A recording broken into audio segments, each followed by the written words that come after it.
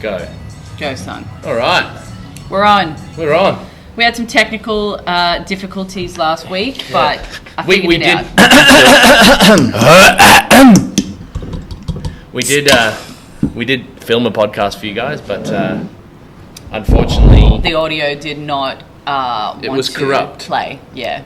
So Rhian fucked it up. I fucked it up, blame Riz. but I figured it out. I came back and I figured it out, and there's nothing better than overcoming a technical difficulty. Technical adversity. Yeah. Nothing better? Nothing better. Nothing. I was a little bit Nothing upset. better. Okay, there's a few things that are better. I was a little bit disappointed, but I wasn't that disappointed because it wasn't me at fault. Yeah, it wasn't your fault, it was my I fault. was disappointed. I really enjoyed that podcast. It was a good podcast. To be fair, every week I'm like, that was the best one. We're doing so well. Wait, how good's a Fit Aid? Fit Aids are really good. Yeah. The last one that didn't go live was by far the best one. So many fireworks. So in that many one. knowledge bombs. Anyway, what we talked about then was the Dux Duo. And kind of like what we think the day is going to flow like and what this first workout announcement is, which you guys are waiting for. Yeah. Yeah, let's just get stuck straight into it. So, as you guys already know, it's a 3-part event. So there's 3 separately scored events within the one event. So that will find the jack of all trade team. So we're going to call this event the Jack of all trades. You already know about the Synchro Burpee box jump overs, so it's between 0 and 5 minutes, max Synchro Burpee box jump overs with your partner. Intermediate and beginner can step up and over. You're going to rest exactly 1 minute, and then we're going to go straight into max distance handstand walks for 5 minutes. Let's talk about quickly how that's going to roll. If I'm with Liam does his 10 meters, then we need to swap working athletes at the 10 meter mark. So I can start my 10 meters. If I can't do 10 meters, I can attempt, and maybe I do 3 meters and I just can't keep going anymore. So I'm going to tap out. Me tapping out means I have to do 20 hang dumbbell snatches with a dumbbell, and then Liam can start again. So then he can do another 10, or maybe he can only do 7, and then he will have to do 10 dumbbell hang snatches to relinquish his turn to his partner. In best case scenario, he just does 10 meters, I do 10 meters, and we keep doing that until the 5 minutes runs out. Yeah. Does that make sense? Sounds good in theory. It sounds good in theory, yes. Worst case scenario, one person can't, they think they can, or maybe they can't, they try and do half, they get half a meter, we're going to have at least 1 meter increments, but they can't even do a meter. They try, they have to do their dumbbell snatch, their partner tries, they can't do it, they do their dumbbell snatch until they just keep trying. Yeah. If they can accumulate at least 1 meter, then their score will be 1 meter. Yeah, I was about to say, so you can kick up and come down as many times as you want in that 10 meters. Yeah. It's not like you have to get 5 meters. No, correct. Otherwise you go back to the No, but start. you do have to get at least 1 meter. You can't just like kick up and kick down and put your feet where your hands were and then kick up. What do you mean? And we call that the Jordan. and if there is one person that can do handstand walks like a boss and one person that can't do them whatsoever, Liam does his 10 meters, I do 20 hang snatches to relinquish my turn back to him again. He does another 10 And the meters. hang snatches doesn't count to I was your about score. to say, Yeah. the hang snatches that's don't count at all. That's just the penalty Yeah. to let your partner go again. Yeah, yeah. You're going to Scaling, not scaling, the intermediate division and the beginner division will be just doing 15 meter overhead lunges. So he does his 15 meters overhead lunges, then I'll do my 15 meters overhead lunges. That's going to be a burn. Fun. So yeah, it'll be tough on the shoulders, which is what we want. Yeah. It'll also be tough on the legs as well. You're going to rest 1 minute, followed by our barbell ladder. So we're going for a squat clean ladder. Yay! I realised that I wasn't getting really excited about these workouts because I found out about them last week. Yeah. But I'm super excited. Dead to me. Oh, come on. I don't know who that is. Turn your phone on silent. I've been getting so many prank calls lately. Yeah. Not prank calls, but like the dead calls. hey, I'm from Google. Yeah. Anyway. Squat clean ladder. So the weights will start at 60 kilos for gentlemen, 40 kilos for ladies. You're only going to have 1 bar. You both need to hit that lift for you both to move on to the next weight, which you'll load yourself to 70 and 47.5. So the ladies are going to go up in 7.5 kilo jumps. God damn it! Time! Killing it. And the men are going to jump up in 10 kilos. Yeah. Up to the final bar loaded would be 140 kilos for men and 100 kilos for ladies. Just as how many people do you think in the gym will get to that last bar? One, if not any. Yeah. Yeah. So the whole point Especially after what they've just is done. done previously. Yeah. Yeah, I think it's very unlikely. Maybe someone will deadlift that bar. Yeah. Yeah. But that's the whole point, right? Is Yeah. that it's meant to be really hard to get to that last bar. The way it's going to roll is we're just going to have one barbell between the two. We'll have all our weights next to the bars.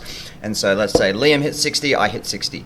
We can then move on to 70. Liam hits 70, I hit 70. Liam hits 80, I can't hit 80. I can actually hit 80. I can't hit 80.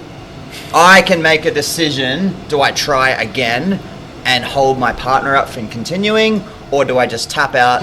So if I just missed 80, I'm like, I'll just quickly go again. I'll hit 80. It's a day, guys. Wow. Let's say I hit 80 again and I get it, then we can both move to 90. If I know I just can't hit 90, or I try once, can't get it, he can hit 90, and then I'll tap out. My score will be 80 because I hit 80 successfully. I couldn't hit 90. He will keep going to 90, 100, 110, 120, and then our combined 140. score will be 100 and whatever plus my 80. And it's any form, or does it have to be squat clean? We're just going to keep it simple, and we're just going to go, you can power clean it and front squat it. Yeah. If you pass through that full range of motion, that way we don't have our, like volunteer judges being like, oh, he kind of stopped, but he didn't. So it's just like, you know what, if you can power clean it and front squat it, that's pretty good in my eyes. Yeah. Cool. Tempted.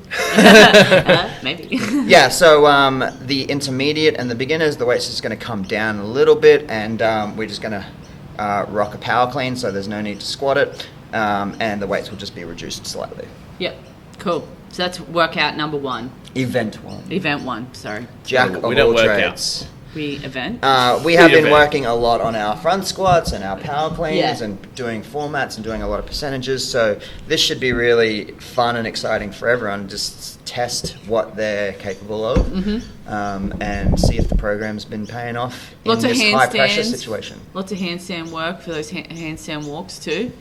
Yeah, we're doing heaps of handstand push-ups and a little bit of handstand walking, not heap and heap. Yeah, but that strength in that position. But I think that being upside down against the wall is definitely going to be paying off. Yeah. Yeah, hopefully. You got heaps of people practicing. It's what I like about announcing the movement standards is Yeah. that people saw it and they're like, oh, handstand walks. And now everyone is practicing handstand walks, and I love it. It's great. So then, okay, we've got workout number 1. Now, how does the rest of the day kind of flow? So we're hoping I want it to feel like 2 events and a floater, Yeah. but it's actually going to be 3 events and a floater. So you'll have a small intermission after workout event 1, Which Yeah. is actually 3. Yeah, well, is that actually is 3, yeah. A good way to get a big, broad range of scoring is by just having these little micro events inside events. I prefer those. And then we're going to go event 2 with a small break straight into event 3.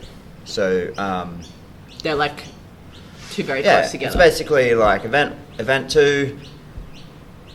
You don't get too much of a rest, then you go straight into event 3, rather than we do event 2 and then 4 other events Yeah. do event 2, and then you're cooling down too much, and then you got to warm up again. So event 2 won't be super taxing, but it'll definitely test your skill level, and then we're going to go straight into event I'm 3, so which excited. will just be an awesome way to finish the day. And then that way you're done.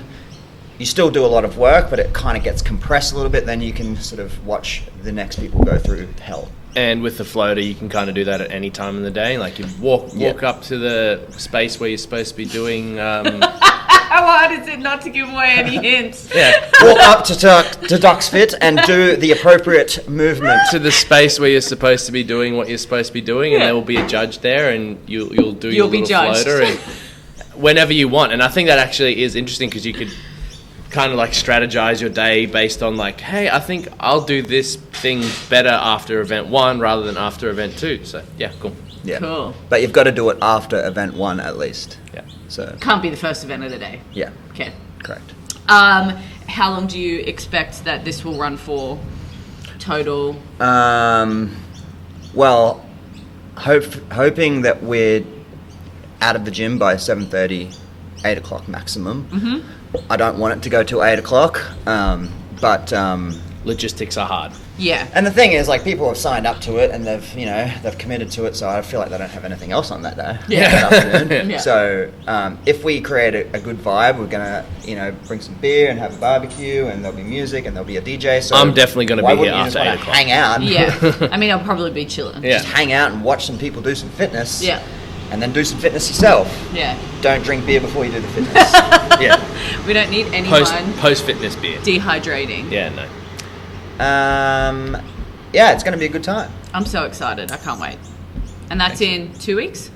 3? 3. The 13th. Oh, 13th. yeah, very close to 2 It's weeks. very- Over 2 this over weekend. 2 weeks, 2 yeah. this 2 this weekend, weekend, Yeah. yeah. Great.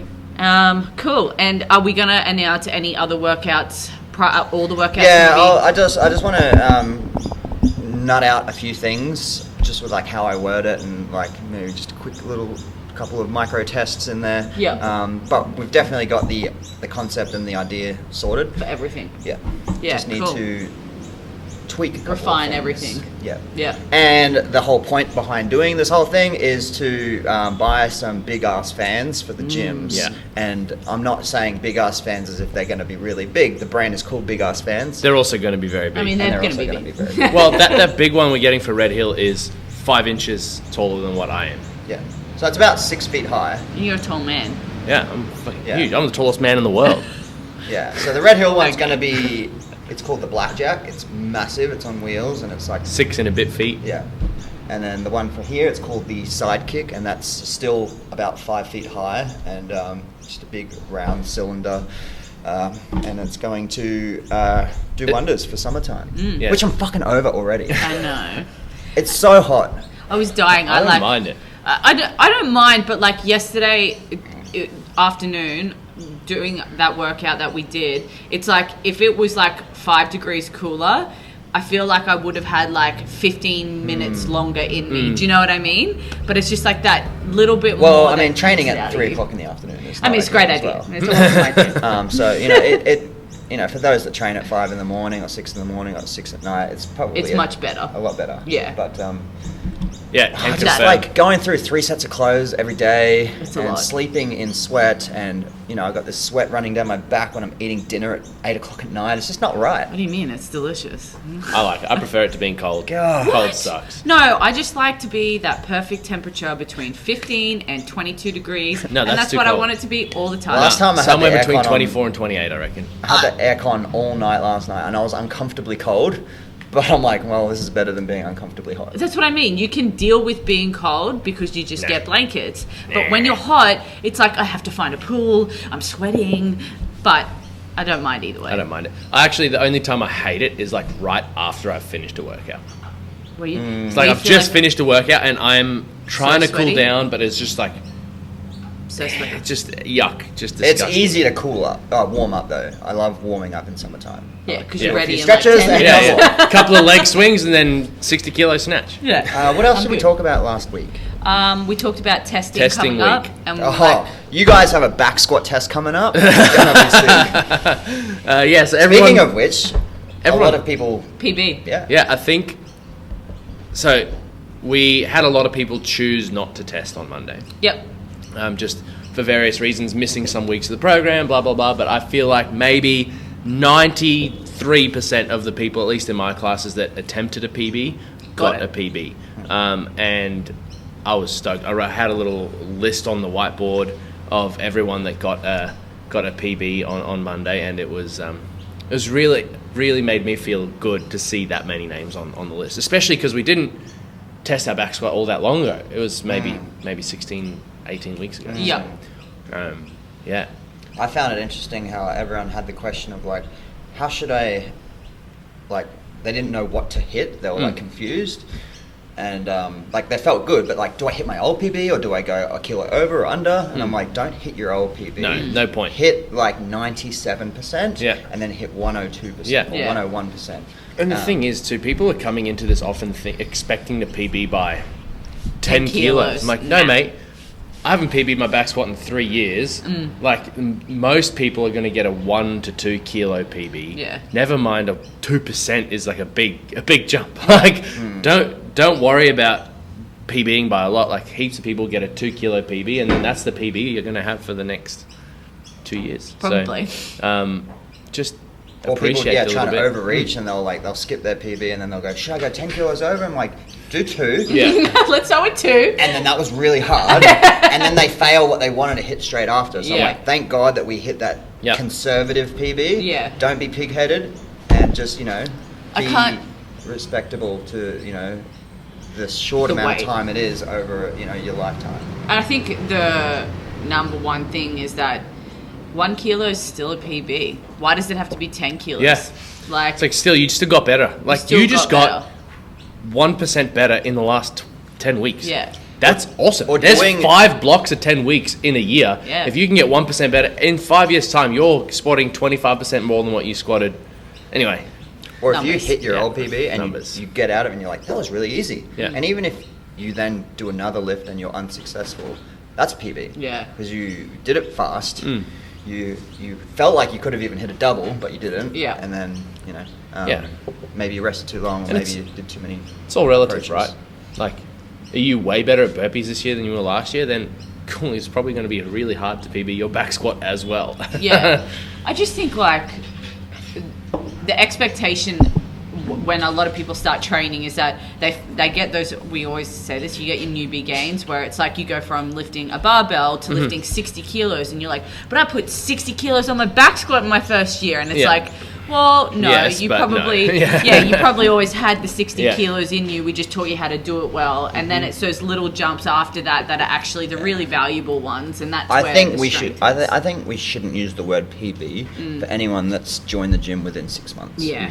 They're just learning. Yeah, Yeah. you're just learning the skill, And it's almost setting you up for failure. You're like, I PB'd today, I PB'd again, PB by 30 Yeah, kilos. it also makes a PB like a trivial thing. Yeah. Like, a PB has to be something that you work for. Because yeah. PB there's isn't gonna be- learning the technique. Yeah, it's no. No. I PB'd learning. Yeah, Yes. it's like, I got my first muscle up. Yeah. PB. No, but I think you just got to remember that at some point, but the people call it a plateau, but it's not a plateau. It's just training. fitness. Yeah, that's how training works. Like, Yeah. you reach your physical potential at a point, and the only way you can get better at it is by grinding it through and doing years to get 3 kilos on your clean and jerk. Yeah, and cycling through that training and doing exactly what we do now. It's like you're not always going to be in a squat cycle unless you're a weightlifter and that's what you're always doing. You're not, the whole point of CrossFit is that it's variable, so we're constantly rotating through things. So no, you're not constantly back squatting, so you're not always expected to, every time you go for a heavy single on a back squat, PB on it. No, 100%. Because doing a squat program and building up to that point, and all of that stuff is very important. You can't just not squat for 4 weeks heavy and then try and squat heavy and expect to do better. It doesn't work like that. You know what really pisses me off is Lots of things. so many things. piss me off. You'll understand when you're older. When you go on like a 3 or 4 week holiday, and then they come in and they get really disappointed in their performance. Yeah. Like, It's you like, just drank you're beers kind for of 3 weeks. disrespecting hard work. Yeah. And like, I kind of do it myself. You put a little bit of pressure on yourself. You get a bit upset. I'm like, oh, That felt so hard. that was so hard. I'm like, you've been in Japan for 4 weeks. Fuck you. You don't deserve to feel good. You drank Asahis all day. It's like, just respect the hard work that you do put in. When you do. And that's when you see and feel the results. Don't be upset when you go away for a little bit and it feels hard. Yeah. Yeah. Because it will, and you're always going to have those, peaks and troughs. And I always say this to all of my lifters. I'm like, if we were always just PBing and getting better, we'd all be at the Olympics. Yeah. Everybody would be at the Olympics. There are going to Correct. be There's training got to be a cycles. point where it stops. Yeah, there's going to be training cycles where Yeah. your the weights go up on the bar. There's going to be training cycles where your volume in your squats get better. Like it's And there's going to be always gonna cycles changing. where it doesn't make sense to you, but your clean and jerk goes up by 5 kilos and your back squat goes down by 3. Like, this happens. So we're also testing our front squat this coming Monday. Oh, cool. And I had a question for you. I've got we've got some people here who struggle with their front squat being really close to their back squat. So lots of people, like we've got a couple of girls who for a long time now have nearly identical back squats to front squats. Mm-hmm. Why and what can they do to help that? Is it a technique thing, or is it something that some people just have really good front squats? Listen, I can speak on this personally because my front squat is very close to my back squat. And for me, it was always the way that I loaded my knee coming down into my back squat. In my front squat, I always felt very vertical, and so it felt a lot easier to just sit straight down and stand straight back up again. Whereas in a back squat, I felt pushed forward, and so it was just a slightly different load that I wasn't confident with. But I spent a really long time just working on my back squat and building my confidence in that position, and that made a big difference. I think sitting the barbell here, if you've got good mobility, which most girls do, their front rack mobility is pretty good, it just allows them to sit straight down. Maybe a lot they better. don't have strong posterior chain, like hamstrings and glutes aren't as strong as their monster dominant quads. Yeah. Or you end up having that imbalance where, especially with CrossFitters, they're very quad dominant, so that forward loaded position feels really good versus being in a hinged position, like a slightly more backward position in a back squat. It's something I found really interesting, because then you also have those people that like, so there's two girls specifically that have this problem, and they both also deadlift 140 kilos. So it's like their posterior is not weak. I think it's inability to brace properly in the back squat. Yeah. And it's just easier to brace in the front squat because you have to brace to hold the bar, where the back squat just kind of sits there, and it can sit there whether you're collapsed or not. That bar stays on your back, where if the front squat you collapse, the bar falls off. So anyway, Still, just because you've got a good deadlift doesn't mean that your posterior chain is superior. But I was about to say, or super strong. You can be rounded out. You can just treat it more like a Romanian deadlift. You can just have hamstrings and not glutes engaged. Your back can be slightly rounded. Whereas in your back squat, you're definitely relying more on your glutes and still your hamstrings, but not as much. So maybe it's you can't really compare the deadlift and the back squat to be like, but their posterior chain's good because their deadlifts are okay. Well, it's also a back squat is a contraction through the hamstring, right? A deadlift is an extension through the hamstring. So they may be strong in that lengthened point, but maybe in that bottom position, their hamstrings and their glutes don't fire in that more of a contracted, position. And that's you find that especially in weightlifters, just all quad, no hamstring, and that's why not all weightlifters, but a lot of weightlifters, they end up with really bad knee tendinopathy and like issues with their patella tendons and stuff like that, because their hamstrings actually not working to keep them in the right position. They're just fully loading their quads every single time. So I find doing like a lot of contraction work. Lunges? Yeah, lunges, but more like hamstring curls and like Nordics and stuff like that, helps with that contracted position in the bottom of a squat to get out of it too, like to stay like neutral in the pelvis and be able to drive up out of it. Because 9 times out of 10, just because you've got a good deadlift doesn't mean necessarily you have a strong posterior. Yeah. Cool. Well, that's that. I think. Do you have any questions? Oh, you don't have any list? I don't have a list, no. I was just thinking about this the other day about like weightlifting and its future, and even the possibility of it not being in the Olympic Games. Yeah, it's very possible at the moment. With the drugs and whatnot. But then I was thinking about what CrossFit's done for weightlifting and how there's that competition at the CrossFit Games where it's like hit a snatch, hit it again in 20 seconds, and we talked about this the other day. But like, I almost feel like weightlifting can go in that direction a little bit, like have competitions. And why does it have to be 6 lifts? And it's like it's like the exact same. It has been for like so many years. It's an Olympic sport. So no, but Olympic like, if sports it wasn't change, anymore, right? And they had to engage people again, couldn't they do a little bit of what CrossFit's doing and be like, all right, now it's Everyone's on the platform at the same time. something like that. Like, why not? How sick would that be? Yeah, I mean, it would be awesome, but it's never going to happen. Not until 'Cause they're all of realistic. the people at the top now, because this is a very, and I'm pretty passionate about this, but there are a lot of people at the top of weightlifting that have been there, that are there by default because they've been in the weightlifting community for 30 years.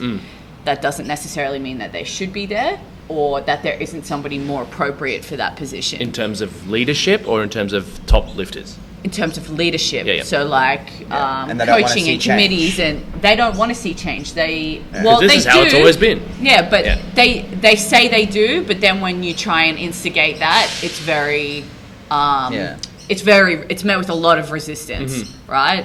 And so I feel like right now, what's stopping weightlifting from really going to that Can next you imagine place? events like that? I where know, it's it'd be like- amazing. It'd be awesome. It's like how CrossFitters have all them platforms laid out, and it's like there's a ladder. Like, imagine seeing actual weightlifters doing that. I know, it would be absolutely amazing. Doing a weightlifting ladder, that'd be cool. But it'll never happen. Yeah. Not until the people that are in charge right now die. There needs to be a break off called weightlifting endurance or weightlifting something. Yeah. And then traditional weightlifting. Well, I just think there needs to be those. It's like a tested and an untested federation, right? Traditional weightlifting is a tested federation. You just do that, and then you have the untested federation where you do random shit like that, and you can just be geared to the eyeballs and go crazy and do whatever you want. You don't have to take gear to do it, but like, do you know what I mean? Like, there needs to be that. If you're in that federation, you take gear. Yeah, but I mean, you would because you want to be a freak, and that's why you're doing it, right? Yeah. You know, I think there's a big disconnect right now between like the authorities in weightlifting and the actual future of The weightlifting. leaders, yeah. Anyway, I was just thinking about it the other day, and then when I heard that rumor of like maybe it's not going to be in the Olympics very long, and I'm like, they've got to do something. Well, no one watches it either, right? It's Yeah, one of the it's least watched long sports at and the Olympics. One person lifting at a time, and it's slow. I mean, and it's drawn not- out. It's quiet. It's not There's no super, vibe. yeah, it's not super thrilling to Yeah. watch, you know, but it could be if Well, they we've seen it work. already. Yeah. Squat clean ladders, power, snatch ladders, and Yeah. like elimination Yeah. rounds. It's like Clock Off, how he was doing those random comps where it'd be like a max cluster. Yeah. It's like the Clock Off lifting comp. Yeah, Like, do you know what I mean? Dude, that and, guy's insane. and he's just a freak. But, you know, like, you need to see more stuff like that. And Clock Off's done a lot of good stuff for weightlifting, but he cops a lot of slack because he's just geared off his eyeballs. But, I mean, at the end of the day, he's a freak and it's awesome. Like, it's cool to watch. Well, that's where I'm getting at. Yeah. I just want to watch it. Yeah, it's like that. I think when you get to that point, like, I watch someone snatch a house. that's what I mean. It's like you want to see some fucking crazy stuff. Yeah. But yeah, I don't know what'll happen long term with weightlifting, but it's not looking super positive, if I'm honest. I dare say that it will. That sucks. Well, because Well, even the training protocol will stay the same, and the power of it will stay the same, but the direction of the sport might change a little. Yeah, but then also, People are still going to snatch clean and jerk, and they're still going to. if Yeah, you're not still going gonna to the do it. Olympics, I reckon there's less people signing up. Yeah. The thing that's hard right now is that AWF have discontinued funding support for a lot of the top Yeah, I grade saw athletes. you posted that. So they've decided that only elite level athletes, which there's like 4 of them Yeah. in Australia, get funding. Well, anyway, And we'll post. We'll have a link to that GoFundMe page Oh, that yeah, we yeah, yeah. created Yeah. in this podcast to help your friend get to where?